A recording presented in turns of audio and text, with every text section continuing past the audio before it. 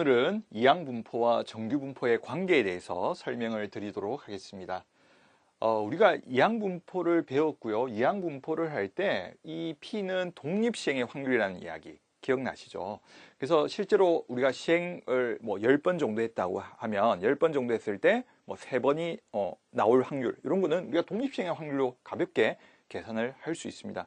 그러나 n이 충분히 커져서, n이 많이 커져서 그것을 우리가 이항분포를 통해서 계산하기 어려울 때가 있습니다. 그럴 때 우리는 어떤 이론이 있냐면 x가 n이 충분히 크면 확률변수 x는 근사적으로 정규분포를 따르게 된다는 겁니다. 정규분포를 따르는데 이 부분이 우리가 말하는 평균이었죠. 그래서 평균이 np고, 분산이죠. 분산이니까 우리가 이항분포의 분산인 npq를 따른다라고 하면, 따른다라고 해석할 수 있기 때문에 이제는 이항분포를 정규분포로 옮겨와서 우리가 문제를 해결할 수 있을 겁니다. 그죠? 그래서 다시 한번 정리하면 x가 이항분포를 따를 때 n이 충분히 커주면 x는 근사적으로 정규분포를 따르기 때문에 정규분포를 이용해서 우리가 문제를 해결할 수 있습니다.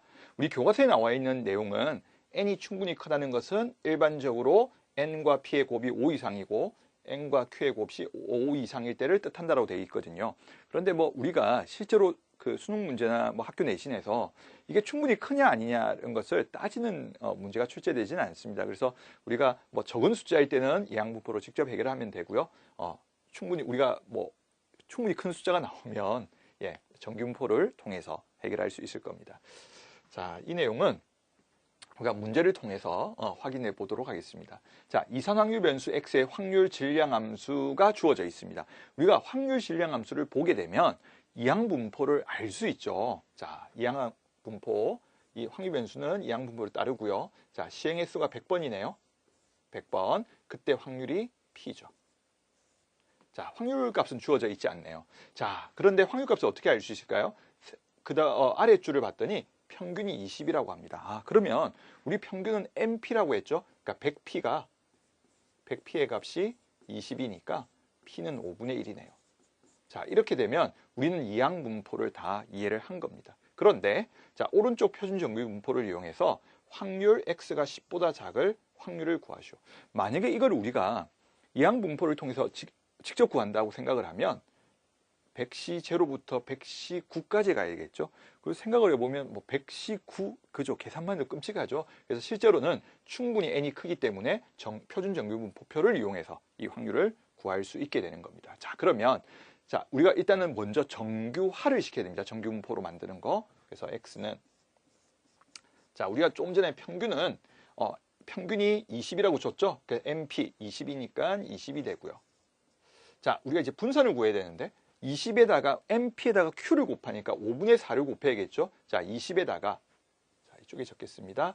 5분의 4를 곱하게 되면 4의 제곱인가요? 그죠? 그래서 이제 분산이 4의 제곱, 표준편차가 4인 분포를 따름을 알 수 있습니다. 그러면 x가 10보다 작을 때 이제 그 다음 작업은 뭐죠? 표준화를 시도해야겠죠.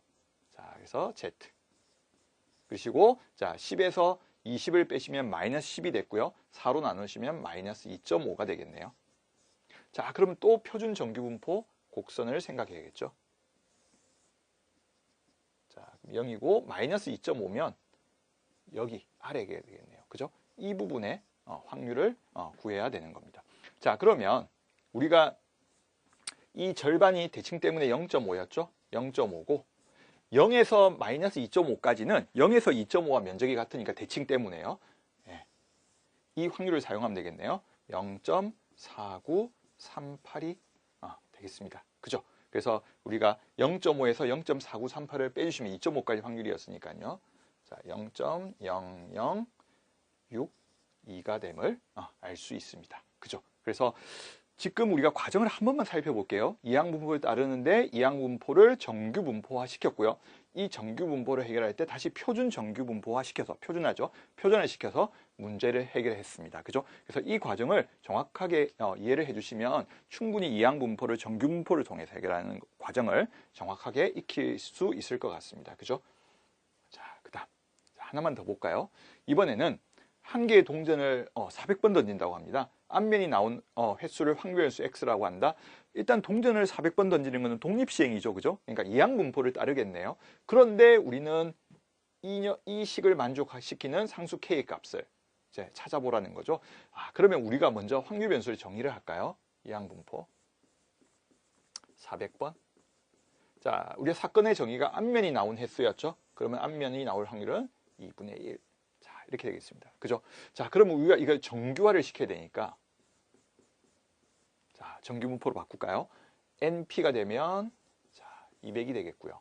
그죠? 자, 그 다음에 NP에다 2분의 1을 한 번 더 곱하니까 100이니까 표준 편차는 10이 돼서 분사는 10의 제곱이 되겠죠. 우리가 NPQ니까 400에다가 2분의 1, 2분의 1 곱해주시면 100이 됐고요. 그건 분산이죠. 분산이니까 10의 제곱 됐죠. 자, 그 다음에 우리가 X가 K 이하일 확률이 0.9772가 됩니다. 자, 그러면 이런 문제를 해결할 때는 여기를 바로 Z로 바꿔주는 것도 방법이지만 이 확률을 가지고 우리가 표준 정규 분포 곡선을 이해하는 것도 괜찮습니다. 자, 어떻게 하냐면 자, 여기가 0이고요. 자, 이쪽의 확률이 0.5겠죠?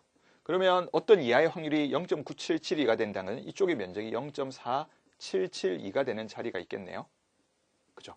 자, 그럼 0.4772가 되는 자리는 여기가 2가 되겠죠? 좀 지저분한데 한번 학생이 직접 그려보면 좋을 것 같아요. 그래서 여기가 2가 될 때 이 범위가 0.9772가 되니까 결국에는 Z값이 2가 나오는 상황을 만들어야 되는 겁니다. 자, 그러면 이 식에서 Z값을 구할 때는 우리가 이 K라는 걸 변형시키니까 K에서 그죠? 평균을 빼야겠죠? 평균을 빼고 자, 15로 나눠졌을 때 이 값이 2가 되면 되는 거죠. 그죠? 이렇게 Z값을 구해주시면 자, K는 220임을 알 수 있을 겁니다. 그죠? 그래서 이제 이 경우는 어떻게 해결하는 거냐면요.